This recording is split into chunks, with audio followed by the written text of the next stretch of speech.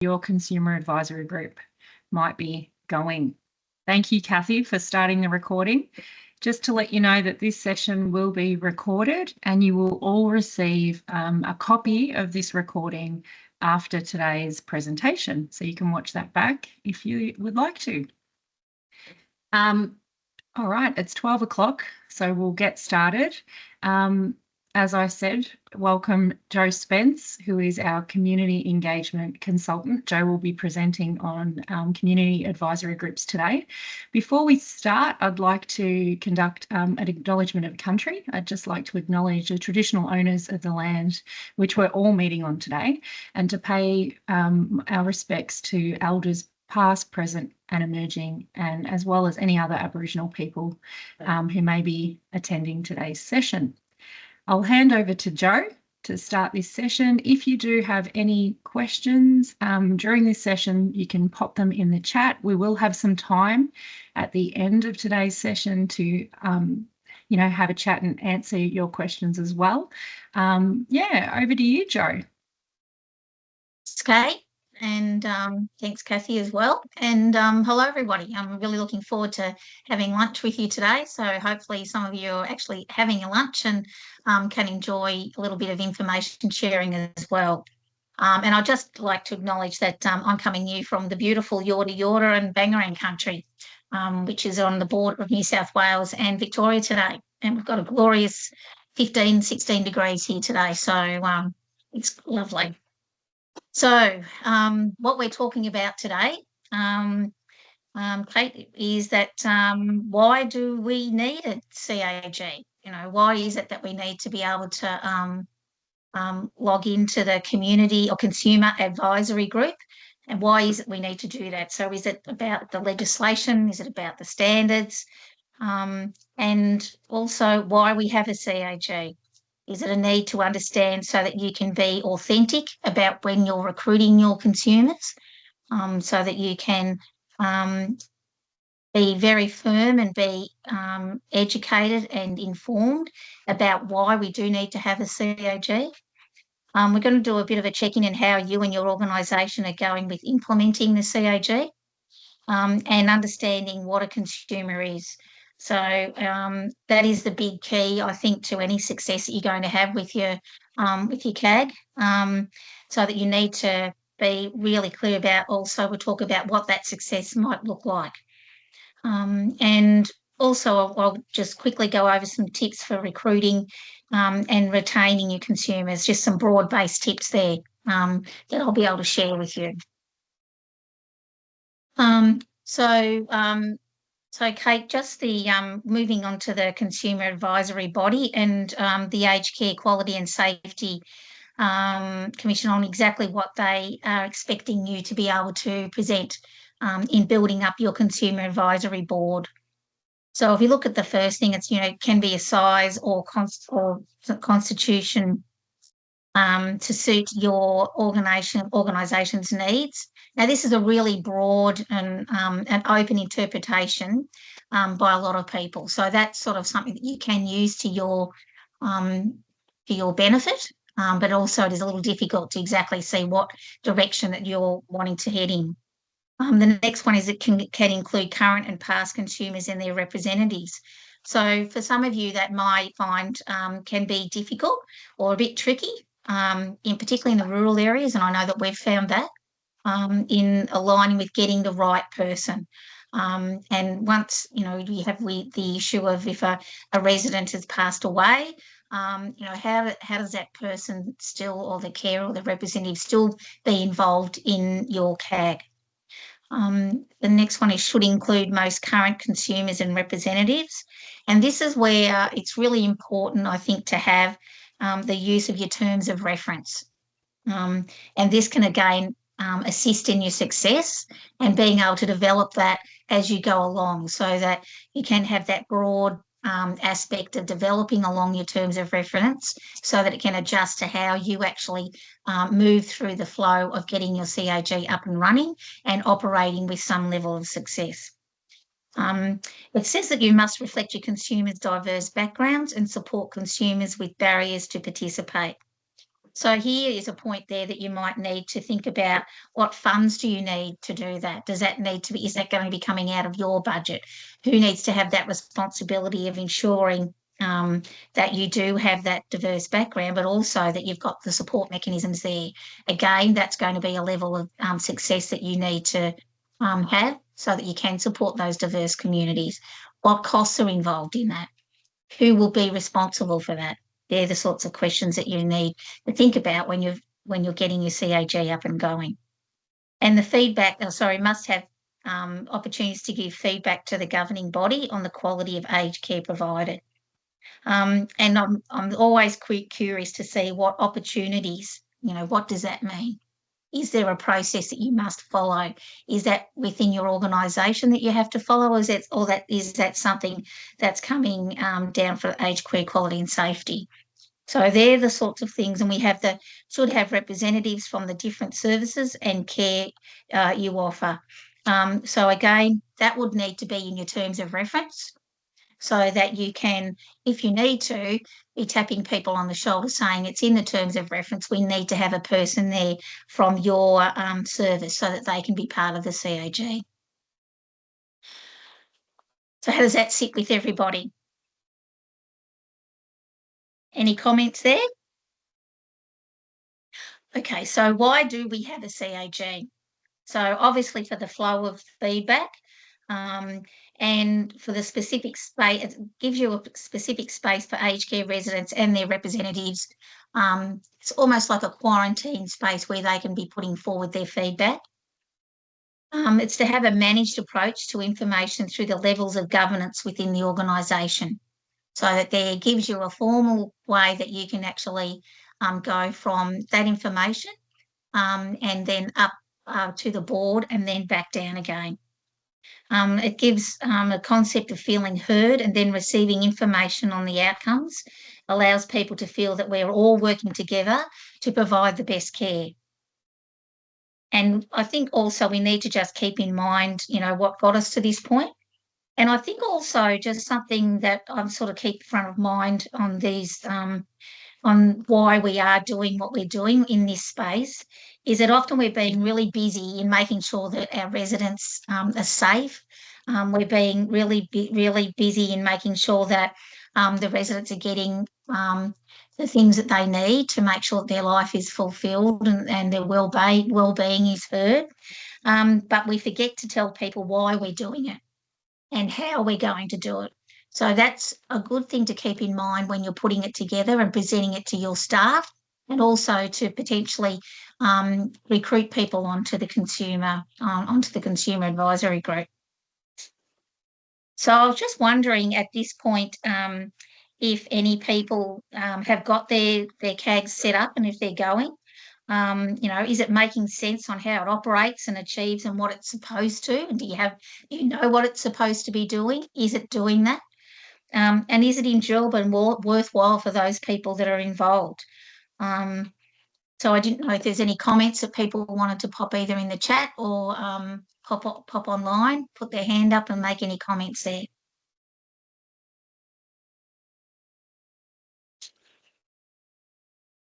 No, you're all eating, maybe. Maybe that's what you're doing.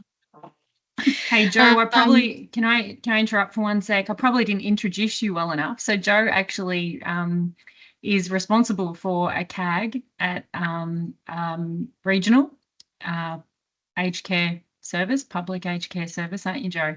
So you've had lots of experience in working with consumers and engaging the community. And, as this new legislation's come in place, you've been busy working, connecting, making sure aged care is connected in to existing governance structures as well. So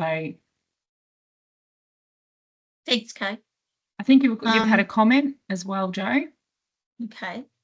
So I'll read it out from Vanya. Mm-hmm. We do have them at the PHN. I haven't had much to do with them, but keen to learn more. And I can see that someone else is typing as well. Chloe, you've got your hand up. Yeah, I thought it was easier than typing if we talk and type. So I think and there's a few people from my area here that we have we've started the consumer advisory, but already from the 9 minutes of this session, I'm just thinking we don't have that real governance understanding. Like, I don't think there's terms of reference. I can't find them. And so I suppose I think for our next aged care meeting, ladies, it's about actually how we're measuring what we're doing and if we're achieving what we should be achieving with a CAG. So really thought-provoking though. Thanks, Right. Jo. No, great. And look, and I suppose, one of the things that we've found here is it's really, really tricky in getting people engaged in that whole process. Like, everyone is so busy, everyone is already just doing the do, without having to think about, who's the right person, how are we going to support them, what meetings are we going to have, how often they're going to be, all of those sorts of things. And so I think in terms of reference, I go to, that's the first thing that I wrote. And it took a long while for everyone to agree on it. And it took a long while for people to be able to see how we were able to set ours up. And I'll share that with you. I'll probably do it now, actually, probably sits well here, is that what we did is we aligned it with our residents and relative meetings. And from there, that went up to our consumer advisory, our community advisory committee. So our CAC. I hate these things, but that's how they call them. And from there, because that's a board, that advisory committee reports to the board, then that's how the flow through of information went up to the board and flows back down again. And what we did, and it was, it was difficult to be able to get. What we are in the process now is actually getting a consumer who has opportunity to attend each one of the resident and relative meetings. That consumer is a relative or a representative, and they have also agreed to come onto our CAC, onto our CAG. And so in selling, I suppose, that role to her, we're really giving it to it's a community advisory committee. She'll be able to learn more about the hospital, the health service, all of the services that we operate. She can provide feedback from her own community networks, but her particular role will be to represent the residents and relatives meetings, and she'll bring that information to that meeting agenda. And then that goes in the minutes up to the board and then back down again. Because we didn't want to have to, we're in a small rural health service, we did not want to have to set up another committee. We knew that we would not be able to get the consumers on there, and so we've used that model. I'll have to probably come back to you in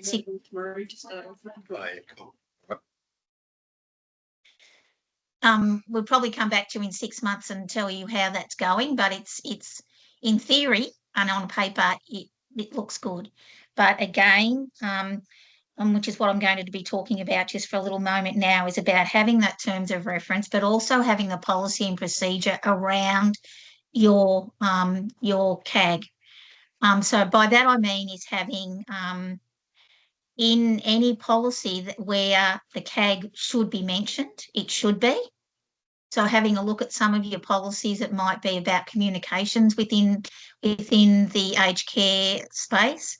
It might also be about how talking with your quality team about any of the policies that they have and procedures, so that your CAG is mentioned in that as well. And what that does is shares the responsibility across an organisation. So that if the CAG is mentioned in a policy or procedure, then it shares the load a little bit.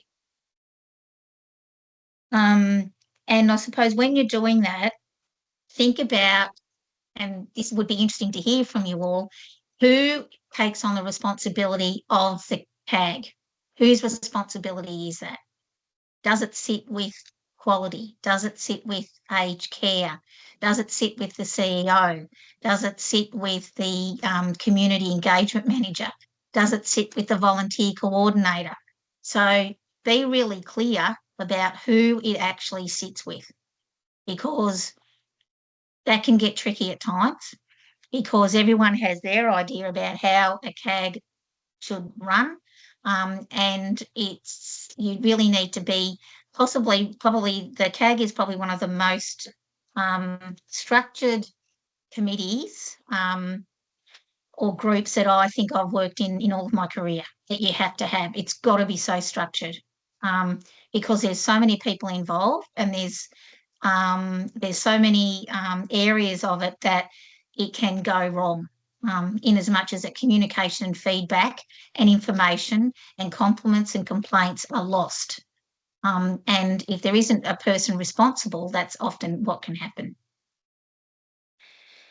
And the other part of it is if you decide on a model to use, you know, do your flow chart, test it. You know, what would happen if this is what happened and then it went through and you tested it all the way through your system, through your flow chart up to the board and then back again, and what would happen and does it work? Does it actually make sense? Or does it get to one area like a bottleneck, sits on the agenda there, but nothing happens with it, with that information that goes to there? So really do that test. Okay. The other thing that I think is really important in Kate is the question, what is a consumer? So do your staff have a clear description of this in your service, what a consumer is? And it's also, you know, what does that mean that the residents and their representatives have a good understanding of that? You know, in the resident relative meetings, do you discuss that? Do you talk about what a consumer, like, and I'm sure that your residents and representatives would have seen that word through all of the information that they get, but do they actually understand what that means, being a consumer? And, you know, it's not really the best of words because, you know, being a consumer, you think about going up and, you know, having a can of Coke or something. You're consuming something. So you really, you know, break it down and actually don't make that assumption that people know what consumer means. So actually put it in, you know, in your terms of reference, again, you can put it in there about the terminology that you use, or it could be part of something else, which I'll talk about later on in the tips that I'll give you about recruitment. And also just looking about the terminology that you do use to describe what a CAG is, you know, so use words, things like voice, involved, best care, important, enjoyable, what matters, want to hear it, interested. So try and get away from those when you're promoting your consumer role. Try to get away from some of those acronyms that we tend to use in the medical area, and you start to, even if you've got someone in your organisation, or I suppose you could even use a bit of AI to actually soften it up so that it's actually much more readable and people can connect to it much more in that fluffier way of, oh, I really want to help, or I really want to make it the best it possibly can be, either for my resident or as a resident, they want to make it the best that it can possibly be. So they're just things to think about, and take people on the journey so that they have a better understanding of why we are here now.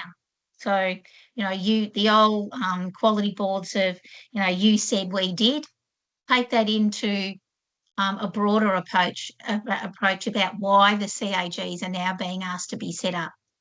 So again, giving them some background information about why we are here where we are, and then it then makes people, gives them the opportunity to connect in with, oh, that's why I want to be part of this, because I can see the bigger picture, I can see why we need to do it, and I want to be part of that. So you're looking at that in a much more broader sense than just asking someone to come to a meeting. Okay, so Kate, we're going to look at what success will look like for you and your organisation. So is success about having the bums on the seats at the meeting? So is it just about, you know, getting you have to have 10 people, you have to have 8 people, whatever you've decided, that's what you're going to have? Is it about getting that meeting, getting the people there, doing your agenda, your minutes, and then that's it? I would hope not, but sometimes you have to start somewhere.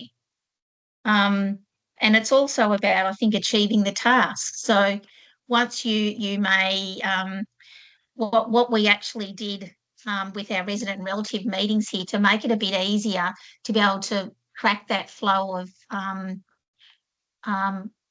feedback, compliments and complaints, we just did an action list.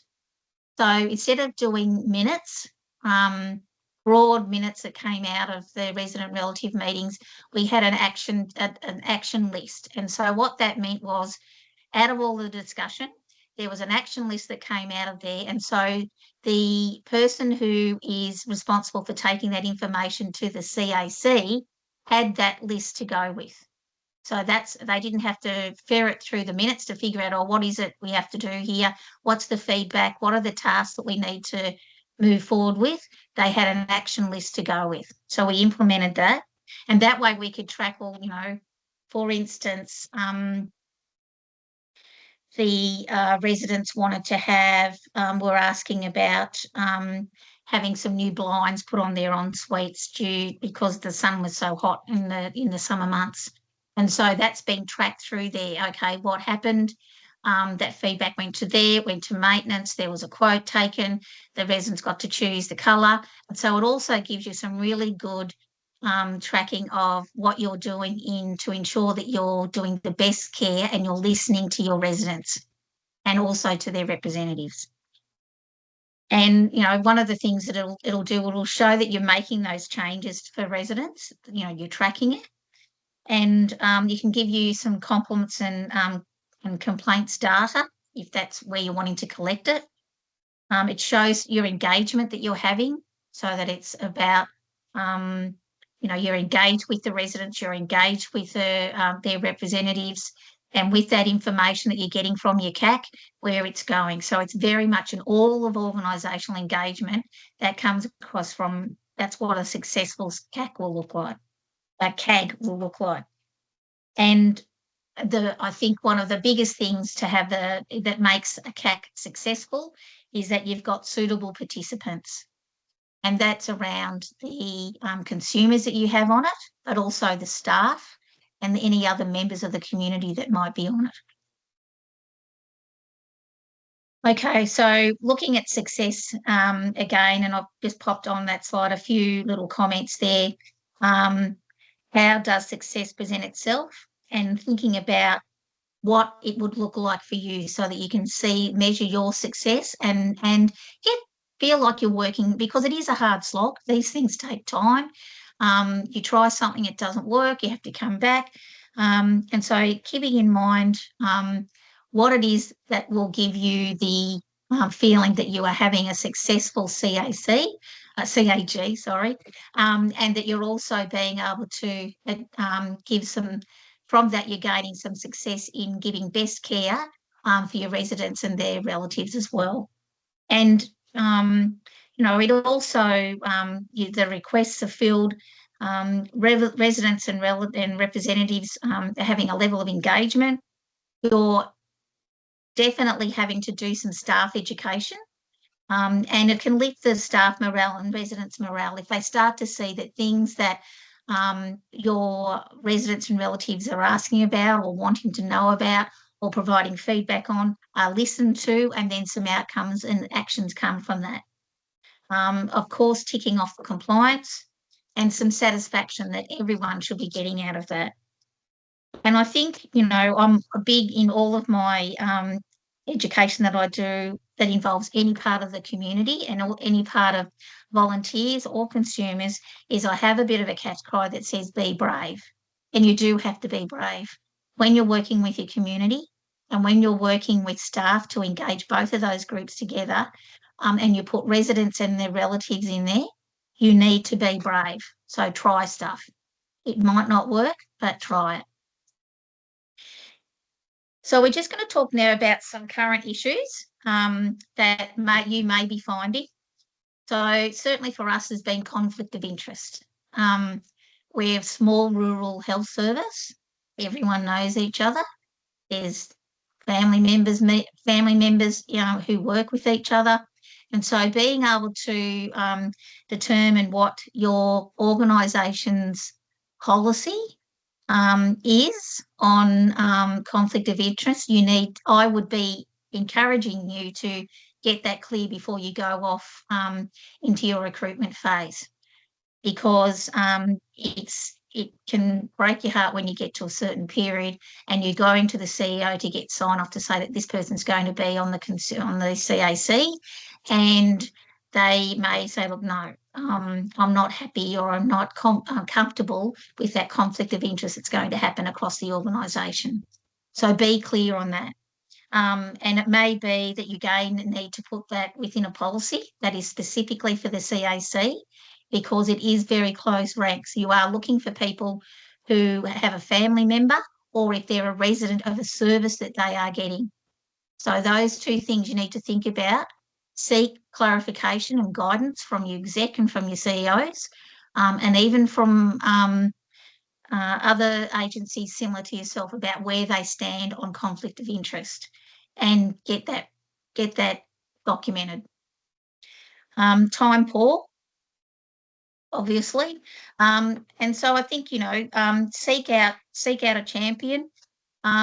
It's up to you, but you know, which is what I've just said before. We don't do minutes. We do an action. It's called an action register, and so from there, you can do minutes or note taking, depending on what your aged care manager may want it to be. But the main thing is there, rather than having to write out minutes, getting people to check them, all of those sorts of things, have just a template, an action register that says what needs to happen, and that's it. And that can be checked off by the aged care manager if that's what they want to do. But at least it's there. It's much easier. People can read it a lot easier, and you've actually got something you can make people accountable to. Know how much time is allocated to the report that goes up to the board. So that's just a real practical thing for me, so that the report that may go up to the board, or the issues or the tasks that are going to go up to the board, is it going to be information sharing? So make sure that's relevant to the amount of time. Is it going up to the board and on against that, it's just saying noted? So that means it may not even be discussed. That's not good enough. That actually has to be an item, an agendaed item on the board, and it needs to be discussed. So you need to know how much time is actually getting allocated to that. Is it 2 minutes? Is it 25 minutes? And then you can adapt to the information that you're providing. And then your structure. So you would all have different structure hurdles but the main thing is that how can you align with other committees or meetings or feedback sharing within your current organisational structure. Educate yourself on these, get to know those staff who sponsor those committees. So is it that you can go and use the model that we've used at our health service, where we're linking in with the resident and relative meetings and going up through the CAC up to the board? Or is it that your organisation's chosen that, no, we're going to have a separate committee, a separate CAC? Is it in your organisation, do you have little focus groups that perhaps quality have already set up? Is that something that you can click into? Is there other groups of people within your aged care that are coming together in an informal way, and that you could actually make that a bit more of a formal structure that's already operating there? So have a think about that before you go off onto this this journey of putting together your CAC to make it operating, so that you're not doubling up, you're not doing another set of terms of reference, of minutes, of all of those other sorts of things, people taking time out of their day, all of those sorts of things, when you can actually link in with something else that's already operating. Oh, cheapers, we'll get going. Okay. So quickly, I wanted to just go over things about with your terms. The things that you must need is your terms of reference. You need to do a position description for your consumer. Not a lot of people do that, but you need to have that. What that does is determine exactly the skill set that you want. It determines what their role is going to be. And then the other part of them being a consumer, you need to decide on whether is their role going to be a paid role. Is consumers going to be part of paid for their sitting at a meeting, reading the minutes or the action register, and then providing feedback? That will be an organisational decision. Okay. And again, who is responsible? So if we just quickly go to where to from here with our top tips. So I suggest that you, for recruitment, have a look at some ways that you can do your recruitment. So why it is important, providing that you're going to be providing training, be clear about the commitment that you're looking for from these people. Will they be paid? If they are volunteers, if we're looking at the national standards of volunteers, then they shouldn't have any out of pocket concerns. And it may be that could be something that you could offer people, pay for their childcare, pay for their travel. That might be something that will turn it to getting someone to come on as a consumer. And you've got to make it fun for them. You know, it's something that they're interested in, something that might be, you know, obviously providing food. And it could also be that through the CAC, you can actually, or through the CAG, you can actually offer additional training for people who may be looking to work within the healthcare area or the aged care area, and you could actually offer them some training as a consumer. There's a couple of resources that I put at the end of the which can go out with the slides about the consumer forum, where you can get some information from there as well. And I'm sorry I've had to rush that last little bit there, Kate, but I don't know if you've got any questions or if we have time. No worries. Thank you, Jo. Well, we have time if you guys have time. So if you do have any questions, you can stay on, or you can pop your comments in the chat, or you can just have a chat with Jo. We will send out a copy of the recording and the resources that Jo has mentioned here. Here is a little QR code, because we love learning from you guys. So if you could either scan the QR code, or again, we can pop a link in the email that we send you to ask for some feedback on today. That would be great. If you have enjoyed this session, we actually have a session coming up next month with Jo, which delves into consumer advisory groups in a little bit more detail. Okay, so Jo will really talk more about how to attract, recruit and retain consumers. She'll talk about setting up that structure that she's mentioned today, so new committees versus tapping into existing structures, so going into a bit more detail there, and really planning for success, so the things that you need to really set up to support for your CAG to run smoothly. So this session, we can also pop a link to this webinar, which is happening in August, in the email that we send out. Jo is also available to mentor your staff. So some of you may have known we do offer a mentoring service at Thrive. So if you've got people who are leading the development of your CAG and need a little bit more support, Jo is available to support them as well, if that is something that interests you. But if you do have any questions, please take yourself off mute. We will hang around. Thank you for your time. We appreciate you sharing lunch with us and hearing a bit more about Jo's expertise in the area of consumer advisory groups. So yeah, Jo, you're happy to hang around for any questions? Yep. Yeah, that's cool. Yeah. We'll stop recording so